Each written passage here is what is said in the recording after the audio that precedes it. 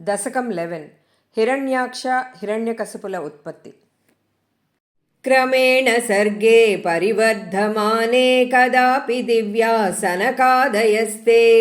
భవద్విలోకాయ వికుంఠలోకం ప్రపేదిరే మారుతమందిరే స మనోజ్ఞనై శ్రేయసకాననాద్యైః అనేకవాపీ మణిమందిరైశ్చ అనోపమం తం భవతో నికేతం మునీశ్వరా ప్రాపురతీతకక్ష్యాః భవద్దిదృక్షూన్ భవనం వివిక్షూన్ ద్వాసౌ జయస్తాన్ విజయోప్యరుంధాం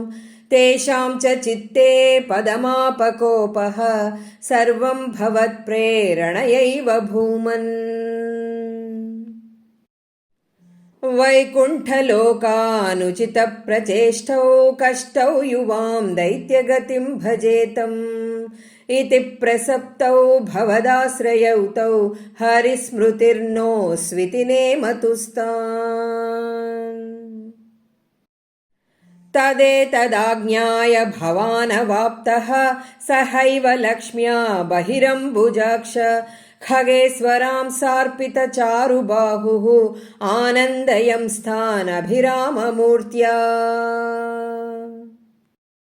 ప్రసాద్య గీర్భిः స్తువతో మునీంద్రాన్ అనన్యనాథావధపార్షదౌ తౌ సంరంభయోగేన భవైస్త్రిభిర్మాం ఉపేతమిత్యాత్తకృపం न्यगादीः त्वदीयभृत्या वधकास्य पात्तौ सुरारिवीरा उदितौ दितौ द्वौ सन्ध्यासमुत्पादनकष्टचेष्टौ यमौ च लोकस्य यमाविवान्यौ हिरण्यपूर्वः कसिपुः किलैकः परो हिरण्याक्ष इति प्रतीतः उभौ भवन्नाथमशेषलोकं रुषान्यरुन्धां निजवासनान्धौ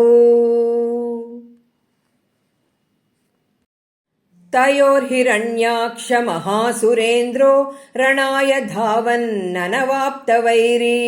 भवत्प्रियां क्ष्मां सलिले निमज्य चचार गर्वात् विनदन् गदावान् ततो जलेसात् सदृशं भवन्तं निशम्य बभ्रामगवेशयं स्वां भक्तैकदृश्यः स कृपानिधे त्वं निरुन्धि रोगान् मरुदालये स